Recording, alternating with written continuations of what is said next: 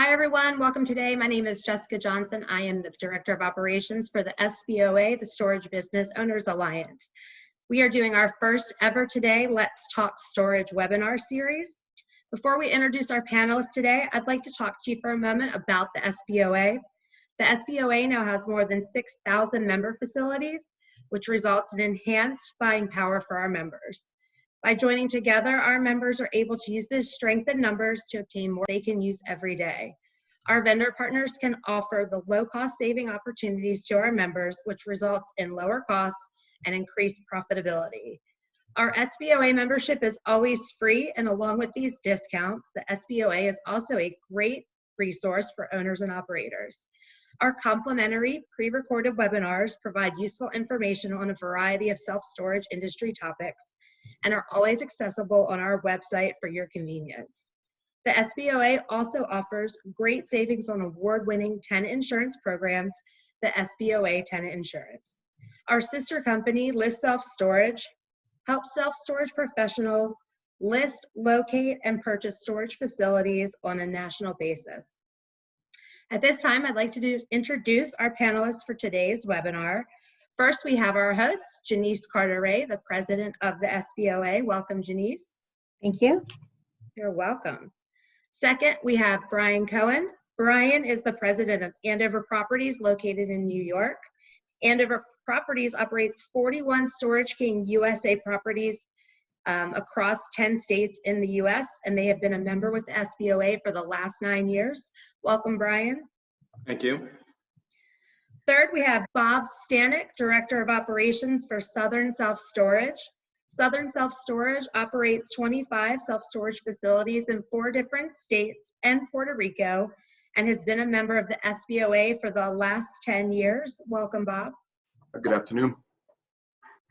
Fourth, we have Ryan Rogers, Managing Partner of Store Here. Store Here operates 21 locations across the US and has been a member of the SBOA for the last 8 years. Welcome, Ryan. Thank you. You're welcome.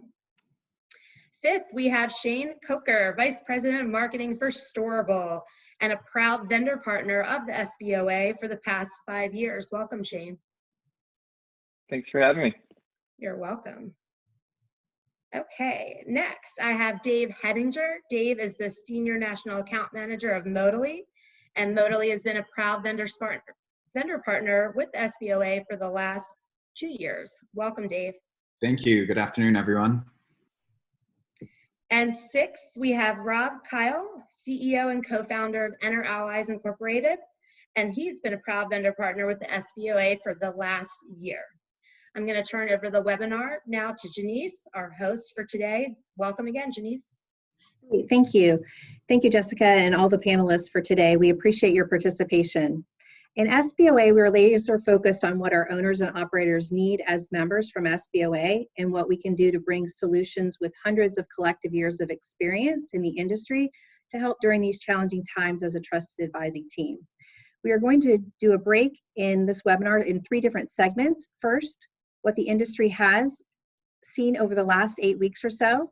Second, what are the plans that you have adopted in operations and marketing to get through the shutdown orders? Third, and the most important now, are the plans to execute upon the upcoming months ahead. So let's dive right in. Brian from Andover Properties with 41 locations of Storage King USA, let's start with you. Okay. Can you give us some stats on what you've seen in March and April compared to the year-over-year differences relative to the industry? Sure. So, so both March and April are down in comparison to where they were in 2019, but March was really minimal. So in both respects, our net absorption, so our occupancy, lifted up in both March and April. So we were positive in that respect. In March, for instance, our move-ins were down 8%, but our move-outs were down 3%. But we still had positive absorption, so that was a good thing. In April, on the other hand, also we had positive absorption, but our move-ins were down 42% and from 2019, but our move-outs were down 30%. So, less people coming in, but also less people going out. So it's been, luckily it's been positive in terms of occupancy. Well, that's good to hear. We've heard variety of approaches out there to the overlocking policy, unit liens, and unit auction process changes. Some owners and operators have kept their overlocking policies in place, and some have stopped the overlocking process to be more customer-centric during these tough times. We've heard almost owner has increased the unit, we've heard almost every owner has ceased the unit lien and unit auction process. What in Storage Kings have you decided to do related to these areas of business?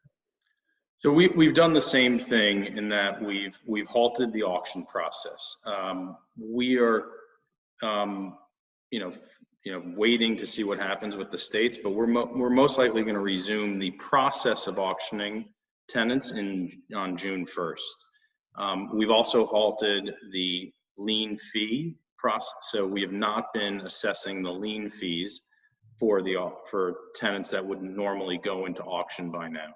We have been charging late fees, but we are working with customers who are in serious trouble to waive a various amount of those late fees. And is that consistent across the country, out of curiosity? It's consistent. Yes, we're doing the same thing across the country. We're not in, so we're following the state regulations very closely. So one area, for instance, there are a couple of states that are mandating that you can't overlock units, but we are still overlocking all the tenants if they are late. Okay. Thank you for sharing your insight, Brian. Let's move on to the payments from customers. We've heard that some of the owners have seen an increase in registrations for auto pay, which makes sense if people are trying to abide by the no contact order. What types of payments have you seen or accepted during these difficult times?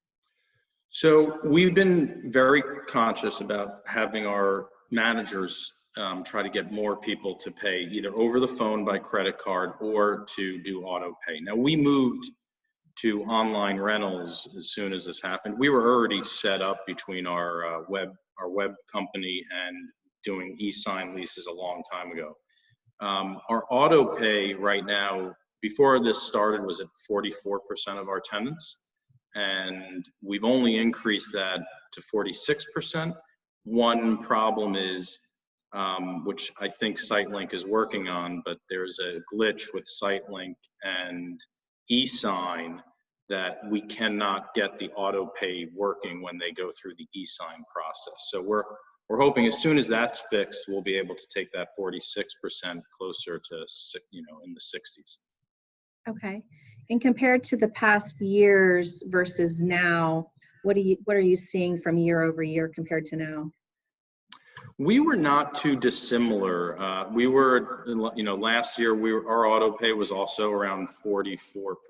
So that's the big push is getting that up. We're getting doing a lot more credit cards over the phone, and we're getting, we're trying not to take cash and checks, but we are having tenants put them through the mail, the mail slot. But we are encouraging them all not to do cash and checks, and that's why we've increased 2% in the past, say, 6 weeks when we really were pushing the auto pay. But the goal is through the e-sign module to really get them boosted. How are you guys handling delinquent customers? In terms of the same way in terms of payments, we're charging late fees, but we're working with a lot of them. If they've lost their jobs, we are waiving late fees.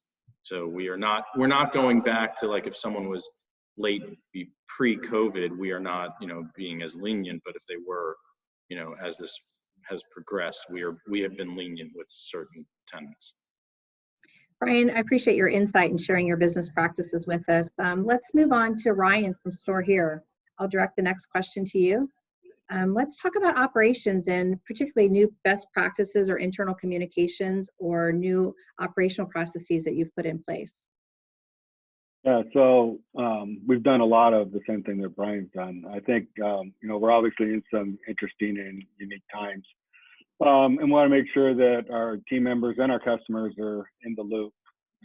and felt safe to conduct business.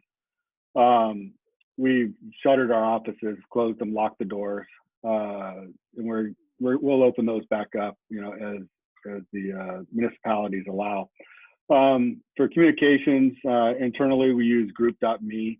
We also use Zoom meetings to communicate with our team, emails and text to communicate with the customers, as well as we are reaching out on the phone, especially with the delinquent customers. We've seen an increase in the 0 to 30s on those lates, but we've also seen a decrease in some of our over 60 days. And that's because we have been on the phone calling, trying to get people to come in and pay. We're fortunate enough that we had contactless rental processes in place prior to the pandemic, and it really allowed us to quickly convert over to zero contact rentals and payment processing.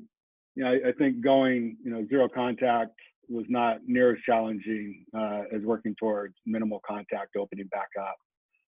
We feel that moving forward for the foreseeable future, both customers and team members will, they'll need to be and want to be cautious, following CDC and common sense practices, will guide us as we move forward.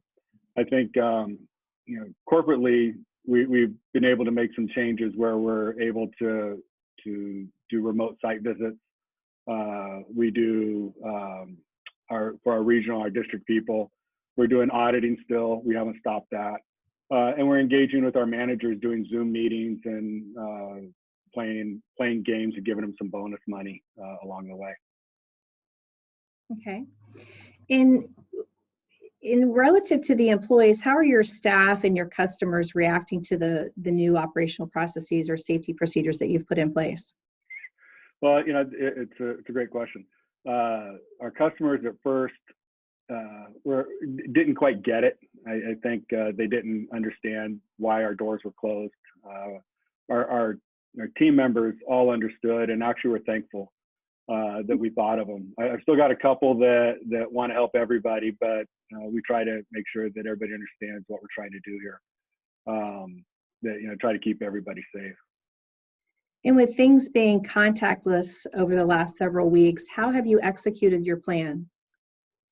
So, as I said, we've closed the doors, using our call center, kiosk if we have them, our app, the web page. We're able to conduct business pretty much as normal. Our income is down less than 2%, where it was prior to the pandemic. And most of that is in relation to prepayments. We're not seeing the prepayment money that we saw before. But overall, the transition to a contactless environment is such that we're actually looking at how do we expand that moving forward, coming out of post-COVID. We've heard that many of the staff members were worried about not having jobs during these times. How have you adjusted labor in handling that with the staff and the changes? Well, it's a great question. Your first reaction is trying to figure it all out and what to do. So we stayed in contact with all of our staff, both remotely and in the corporate office prior to, and kind of let them know what was coming on. We could see the light coming down the railroad track. And so we asked them what they would need to be successful to work remotely. And so once they were ready to work remotely, we left them. The facility managers, we said, hey, we want you to be here working, but if something comes up where you have to be at home or you're infected or whatnot, we'll work with you on an individual basis. We are a recipient of the PPP funds. And what's interesting about those is that they require a 2 months worth of expenditures, payroll and utilities, but they give you 2.5 times back. So you've got this quandary of what do you do with this extra funds? So what we chose to do are a couple things. One is we've given each facility $25 a week to go spend locally at a local restaurant or a local deli, have it delivered to them. Try to support the local community and at the same time let them know that we're still around. The next thing that we did is all of our site staff, we gave them a $3 an hour bonus for the month of April, and we're continuing through May. Call it hazard pay, if you will, but you know, they're going through some challenging times as well, and so we wanted to make sure that everybody felt comfortable with what's going on, and making sure that they want to come to work. Great, thank you for sharing, Ryan. Let's move on to Bob with Southern Storage. Bob, we've been told that there's been an increase in online traffic to websites. Are you seeing the same, and how are you marketing relative to the circumstances? Yeah, we have seen that. You know, and there's different reasons for it. We are seeing an increase in traffic because current tenants are trying to use the online pay portal on their website to be able to make their payments instead of having to come to the facilities. Some of them are just checking to see if we are open, being in multiple states, and down in Puerto Rico, we have tenants checking to see, you know, whether the store hours have changed, whether our doors are unlocked, and then obviously for those locations that have been open, renting of units. You know, there's a lot of people that are losing their jobs and, you know, downsizing their houses and apartments and moving in with friends. So, you know, it's been a 2 or 3 different avenues I think we've seen increase the traffic there for us. And how are you reaching customers through this process? Yeah, I mean, majority of it is still with the phone calls. We have a couple of our facilities that have done virtual happy hours, kind of like the business to business, the Chamber of Commerce would do. Sending out emails to a number of their business to business members and doing online kind of Zoom meetings or GoToMeeting happy hours to keep everybody in communication. And then we've gone to, you know, guerrilla tactics where, you know, all those vendors that are putting business cards in their offices, they're taking their emails and giving them a call and seeing if we can help them out at all. We've seen some businesses that have had to shut their doors or maybe now realize they can do virtual work, have downsized, and we've been able to help a few of them in the storage needs. Great, thanks for sharing. Is there any specific or particular technology that you've used to get you through the last several weeks? We have our call center that has helped us by answering the phones when we weren't able to. We have had to reduce some hours in some locations. And then one of the things we're doing is we're using a call tracking system through CallRail. And it kind of gives us an idea of where the calls are coming from, whether it's an existing tenant, whether it's a new prospect, or maybe it's just an advertising call or something. We can go in and actually look on their online portal and see every single facility. And we're just doing that strictly from our website right now. So anybody that calls our website, that number is tracked for us so we can monitor those situations. Okay, great.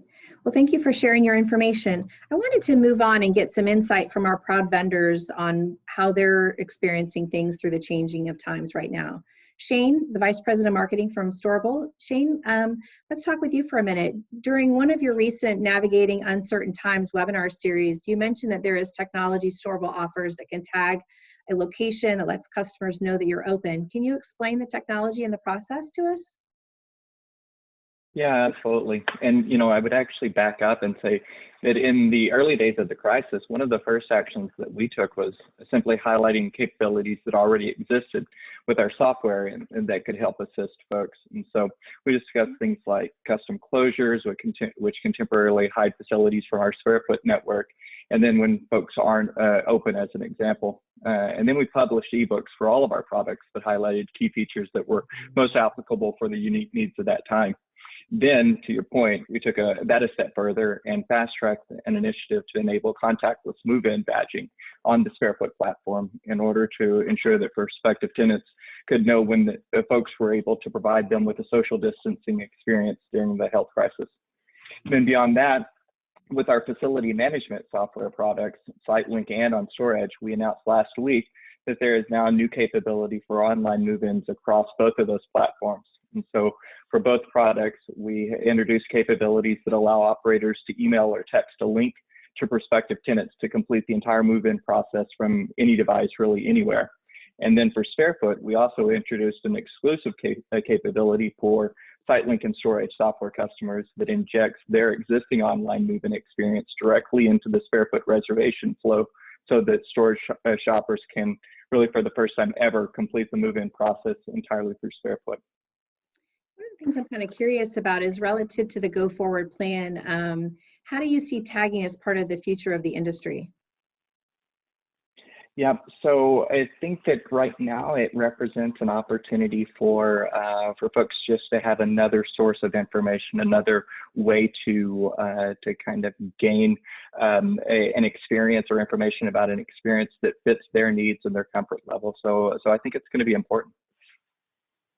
Okay, and last question for you: any comments or thoughts on the projections of the industry over the next few months that you want to share? Yeah, you know, we have been conducting this webinar series of managing and business in this uncertain times. And, you know, what's been great about this through roundtables, not unlike what we're doing right now, what we have found, which has just been a reminder, is that the industry is incredibly resilient. And we've seen folks coming together to help everyone navigate these times. And really that's what we felt kind of a responsibility to do across all of the different products that are a part of the Storable family, because of a unique position that we have in the marketplace. And I think the other thing is that we're seeing is that a lot of the shock and adrenaline are beginning to wear off for most people in this industry, and they're solving unique business problems related to the health crisis. And, you know, we talked about the leveraging new capabilities like contactless move-ins and that experience to optimize their collections and dealing with delinquency. But moving forward more in the long term, I think what we're seeing is that the health of the industry is strong. It's one where everyone is now pivoted to what the implications are for the long term and the financial fallout that might exist. And we see things like automation really helping to insulate folks from being able to continue to do their jobs and kind of continue to do business as usual. Great. Thank you for sharing all your industry insight and your organization. I appreciate you. All right, let's go on to Dave from Modally. I know there's been tons of interest relative to the Modally services and products for self-storage owners and operators recently. Walk us through what you've been hearing from owners and operators relative to the kind of the state of the union in the industry, if you will, in the common themes. Yeah, thanks, Jeniece. You know, as a HVAC supplier and installer, we look at the world, especially through this interesting time, you know, not only from what the customers are looking for, but really what supply is going to be like. You know, for those that aren't familiar with HVAC, about 67% of business is conducted between May and August, just due to the nature of the heat and the systems breaking down. As a result of everything going in 2020, a lot of the major manufacturers have had to close shop or shut down a lot of their manufacturing capabilities. Due to that, you know, most of them are reliant on a lot of raw good imports. And I think you'll see that across not only HVAC, but a lot of the industries of parts where manufacturers are you know, offshoring those. As a Goodman company, our manufacturing facilities out of Goodman or out of Houston, Texas, and we were shut down for about 2 weeks, just trying to understand how we're going to keep up with the summer here. How do we keep 4,000 employees in a manufacturing facility and not have there be an outbreak? So we shut down for about 2 weeks, sanitized the area. Reset up all our working stations for goods that we think are going to be prevalent this summer, as well as make it a safe environment. You know, through temperature screenings, through audits of our employees to make sure that we can keep it running through the summer. On the customer side, it's been pretty interesting. You know, day to day seems to be a change, right? We don't know what's really coming tomorrow.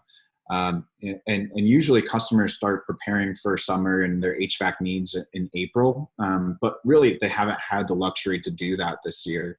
You know, they don't even know when they're going to be able to open their stores. So we're seeing customers get a late start to thinking about HVAC, and you know, that can just cause the systems to break down and be a painful time to get them repaired. So, you know, what we've been recommending is especially as you're getting sites back up and running, test those systems, make sure that they're running properly before it's 95 degrees and the system breaks down and you've got all this rush of customers coming in. One of the interesting things has been this concept of contactless interaction. I think this pandemic has really brought us to a crossroads of using technology to not only better how we work, but help cost save. And I think cost savings is really important heading into this time, as we're just not sure what revenue is going to look like for the next 6 months. Rob at NR Allies here, we've been working together, and a lot of his customers that have been going through this time through remote monitoring have been able to reprogram their systems to shut off when they're supposed to. Your hours of operations have changed, and really help on the energy saving side. So really just getting prepared for summer and the ability to monitor systems from afar, especially with everything we're going through, seems to be some real hot topics around the owners and operators. I know that, Dave, you just worked with Bob from Southern Storage, and you guys cut a deal related to Modally Dyke and Goodman. Any comments or things that you can say relative to that experience and what you guys did together? Yeah, absolutely. Bob's been great to work with. Southern Storage is an excellent company. Bob's been kind of on the road here the past few weeks, going through his properties, kind of getting ready for coming out of this. And what we want to do for our customers is be able to give them standard pricing, so that as they're inspecting their units and seeing what they need to replace, they can easily quote those out. So after just a few emails of Bob sending us some model numbers, we were able to give him a price file that now he can go through and as he's auditing his own systems, price them out on the fly or compare a bid from another technician. The idea is to make the decision making easier on HVAC purchases, especially when it's 95 degrees out and you've got a million other things going on. Would you mind sharing with us somewhat about the sales process and your decision to choose Modally as a vendor for your storage organization? Sure. I mean, just like any big job that we're going to be spending money on, we kind of get multiple vendors quotes and talk to different vendors. Working with Dave has been great. Very thorough in a lot of the work that he sent me. Questions have been answered very timely. And that's exactly what I did. I went ahead and I kind of did some auditing at facilities. We knew we had some units that were getting older. I got some pricing on those. We also went and looked at some service and repair pricing, compared all that stuff to what we were currently getting. And, I got to hear a lot about the Goodman products and the stuff that they have in the plant in Texas, and felt really comfortable with the warranty and everything else that was there. So it built a relationship, I think, just through emails and conversations, like David said. And then we elected to go ahead and, be able to utilize them here in the future for any replacements and repairs. We're looking, we're excited about the opportunity. So it'll be a good thing. Great. Dave, any additional comments? No, I think, Bob said it pretty well. It's been a pleasure working with Southern Storage. And, again, we just want to be able to provide information to you all that as your systems break down, you can quote out on the fly and get them repaired or replaced quickly. Great. Thank you, Bob and Dave.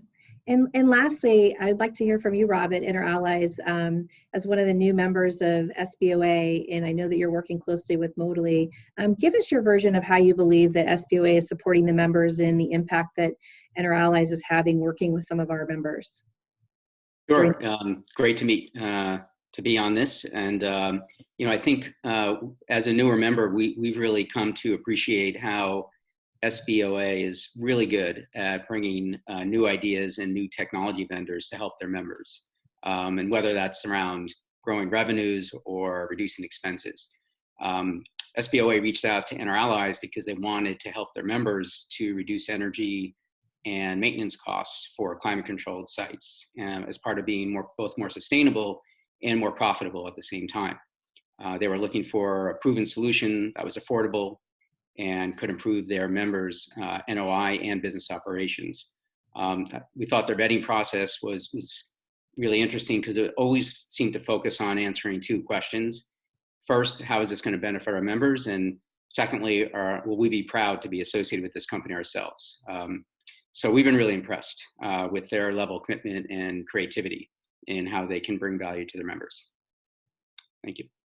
Great. You know, Rob, while I've got you, I would love to hear what you're seeing as an insight to the industry right now in our allies and all the changes that are going on and how it's impacting businesses. Would you mind spending an extra minute or so just giving me an update on that? Sure. Obviously, in a tough economic climate, a lot of the focus shifts to how can I reduce my costs? And I think there's some companies who look immediately to reduce their labor costs, but we try to take a longer term view because it's hard to rebuild a team that you've already been built and trained and so on.